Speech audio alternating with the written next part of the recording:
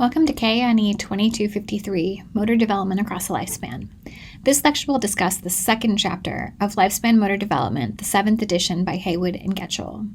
This lecture will provide supplementary examples and explanations to help provide a deeper understanding of the book chapter. In this lecture, students will learn about the history and dominant theoretical perspectives on motor development.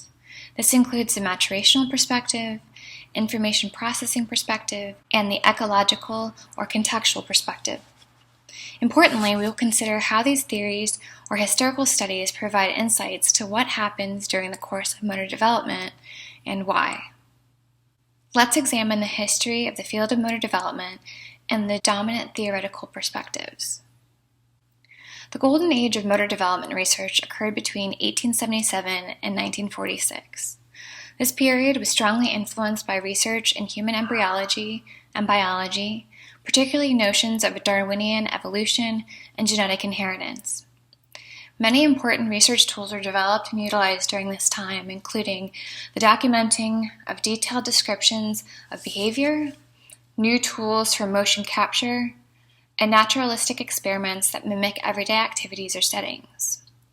The Golden Age was characterized by a maturational theoretical perspective. This perspective focused on internal processes, and in particular the maturation of body systems like the central nervous system. There was also a focus on how these internal processes are biologically driven, particularly determined by genetics, and have innate time courses. What is meant by this is that external factors such as the environment that one is raised in has very little influence on the course or pattern of development. The maturational perspective was championed by Arnold Gesell, among other researchers of the time. Gesell proposed that maturation is determined by internal factors rather than environmental factors. Gesell examined this hypothesis using twin studies. Twin studies allow us to separate differences due to genetics by comparing identical and fraternal twins, and differences due to environment by comparing identical twins raised in the same home or raised in different homes, which may result because of an adoption. What Gesell observed by studying many children is that there was a predictable, predetermined developmental sequence of motor milestones.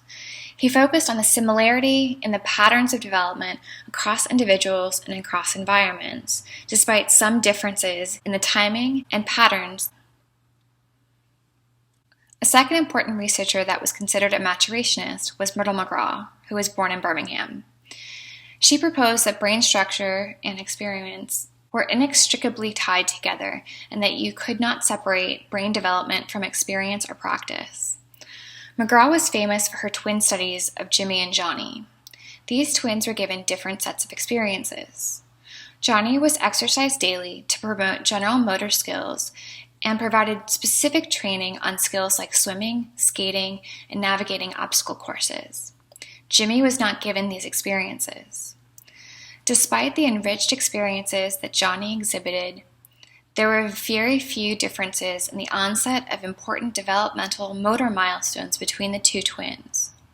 Thus, these studies provided support for the maturational perspective because the development of motor skills appeared to be genetically driven and not influenced by external factors. The maturational perspective had a huge influence on the field of motor development for many years. First, in the years following the work of Gesell and McGraw, researchers and the public assumed that motor skills emerged and followed a prescribed pattern regardless of the availability of opportunities to practice particular skills. Second, the development of the central nervous system was considered the reason for changes in behavior. The role of the development of other organ systems was de-emphasized, including changes in the musculoskeletal, cardiorespiratory, and endocrine systems. Third, there was a focus on characterizing or describing the, quote, normal or, quote, normative pattern of motor development. Lastly, the use of twin studies became common practice to try to tease out the effects of nature or genetics and nurture or environment. The normative descriptive period occurred between the 1940s and 1970s. This period focused on the characterization or development of developmental norms, and the creation of assessments to determine where an individual child ranked with respect to those norms. During this period, there was extensive filming of different motor behaviors to supplement the expansive descriptions of those behaviors. By using these films, one could also begin examining biomechanical changes in movements across development. For example, this picture is a depiction of the developmental stages of walking from Myrtle-McGraw's studies. The information processing perspective emerged during the 1960s and remained a dominant theoretical approach in motor behavior research until the 1980s. This perspective focused on external processes or environmental effects on behavior. This perspective was influenced by Bandura's theory of social learning and Skinner's behaviorism approach. One of the central concepts was the analogy of the brain as a computer. For example, computers, like brains, have memory, processing speed, large and small infrastructures, and many processing modules. In addition, there is a specific set of processes that occurred as a result of a reaction to a stimuli. For example, given some input or information, the computer or brain will start a series of processes like encoding, processing, and selecting actions, and then will elicit some type of output or movement. For each unique type of stimulus, there was a specific and unique response. Therefore, motor learning and motor development were considered to be products of external input. This approach was completely the opposite of what was proposed by the maturational perspective. The ecological or contextual perspective began in the 1980s. This perspective focused on the interrelation between the individual, environment, and task. Sound familiar? This approach considered the influence of all systems, not just the central nervous system. And unlike the information processing perspective, this approach did not require a central processor or the need to manage and coordinate the input-output relationships. There were two main subsets of the ecological perspective: dynamical systems and perception-action coupling. We will discuss these two subsets in the subsequent slides. First, the dynamical systems perspective was influenced by the work of Nikolai Bernstein, who proposed that for any given movement goal, there were an infinite number of possible solutions to achieve this goal.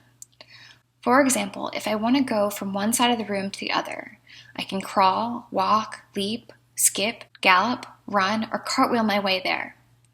However, Bernstein proposed that although there are many different ways to move, the structure of your body, particularly the musculoskeletal and nervous system, reduces the total number of options or constrains the number of possible choices. For example, a baby would only have a limited number of ways he or she could go from one side of the room to another. Similarly, someone on crutches would also have a limited number of ways to go from one side of the room to the other. The key here is that movement patterns are not hardwired like a computer, but rather they emerge flexibly given individual, environmental, and task constraints. Moreover, behaviors are self-organized or are dictated by the unique combination of different constraints, such that if you change one constraint, a different pattern may emerge. Another important concept in the dynamical systems perspective is that you must consider the development of many different body systems and how that development affects the emergence of different behaviors at different times. In particular, a rate limiter or controller is a system in which the development controls the rate of development of the behavior of interest. For example, let's look at the development of these different fake systems. The development of System 1 is constant, it's a flat line. System 2 is constant for a time, and then there's a step up, and it remains constant at that new level. System 3 starts off constant, has a gradual and continual change over time, and then a new constant level is achieved. System 4 alternates between several periods of stability or no change, but several periods of continual and gradual changes. Overall, the rate of development is based on the slowest changing system. For example, let's say that System 1 is the endocrine system. Not much change. System 2 is a cardiorespiratory system. There may be a big change at a particular time. System 3 is the central nervous system. not much change initially, then a gradual change for a period of time, and then again a period of stability. And let's say system 4 is the musculoskeletal system, in which there are multiple periods of gradual development. In order for there to be a behavioral change, say walking with support to independent walking in infancy, the musculoskeletal system has to be strong enough to support the weight of the body. Therefore, independent walking will not occur until the musculoskeletal system has developed sufficiently. In the words of the dynamical systems perspective, the musculoskeletal system would be the rate limiter or controller. In addition to the dynamical systems perspective, the perception-action perspective was another type of ecological perspectives. The perception-action perspective was developed by J.J. and Eleanor Gibson and proposed that sensory perception and movements were tightly connected. For example, if I perceive that my environment is moving, then my body will adjust to compensate for that movement. In this case, there's no decision to be made. My body just automatically adjusts given the sensory information. Another important aspect of this perspective is that in order to study behavior, we have to study it in its environmental context, for example, in the real world. Therefore, laboratory experiments are not really meaningful because they have no real application in the real world. The behaviors may be completely different. In a similar vein, there are aspects of the environment that enable particular movements. This is the notion of an affordance. For example, think of all the ways a stick could be used to move. A stick could be used to scratch my back, support my weight like a cane, reach for an object that's too high, help me dig into the ground, or to poke a friend. Another example is the way a baby uses furniture to help lift his or herself up to stand or to cruise around the room before he or she is able to stand and walk independently. They use the furniture for support. It is an affordance. The perception-action perspective also suggested that aspects of the environment change depending on the mover. For example, a normal stair may be easy to climb for an adult, while it's too tall for a toddler to climb, and it's too tall for an older adult with mobility issues such as arthritis or joint pain to climb. Body scaling is a relationship between an individual's size and the size of the affordance in the environment. In the case of the stair height, the relative scaling of an adult's leg to the stair is much smaller than the relationship between a toddler's leg length and the stair. Thus, for something in the environment to be useful or to be used as an affordance, it must be matched well to the individual and the task at hand. To summarize the various theoretical perspectives and components of these different perspectives, let's go through the following chart. Recall that the maturational perspective focused on internal or genetic causes of behavior. It focused on the development of the central nervous system as a reason why certain behaviors emerged at particular times. It also suggested that the patterns of behavior are fixed. In contrast, the information processing perspective focused on external input as the cause of behavior. It also focused on the central nervous system's development as a reason for why behaviors emerged. And it was also proposed the input-output relationships, or stimulus-response relationships, were fixed. Lastly, the ecological perspectives, like dynamical systems and perception-action perspectives, proposed that both internal and external factors or constraints cause different behaviors to emerge.